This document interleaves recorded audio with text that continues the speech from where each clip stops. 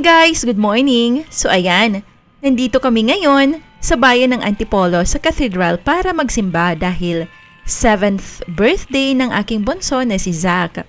Dahil walang budget para panghanda o pangkain sa labas, nagluto lang kami sa bahay ng spaghetti at 1 kilong manok. Yung kasya lang sa aming 4. Pagkatapos namin kumain ay umalis na kami buong mag-anak para magsimba. At nakita ko nga itong book barter dito sa may plaza ng Antipolo. Yung malapit sa katedral, halos kadikit lang ng simbahan at munisipyo. Mayroon pala ganito dito. Parang 24/7 bukas yata sila kasi kahit past 7 PM na yon ng gabi ay walang bantay at walang tao din. Anytime pwede ka pumasok at magbasa. Iba't ibang klase ng libro ang mayroon sa loob. May novels, medicine books, math, general knowledge, science, at kung ano-ano pa. May nakalagay doon na they are accepting donations as well. Ang ganda ng ganitong klaseng initiative, especially yung mayroon madalas mga tao at estudyante na nagtatambay sa paligid.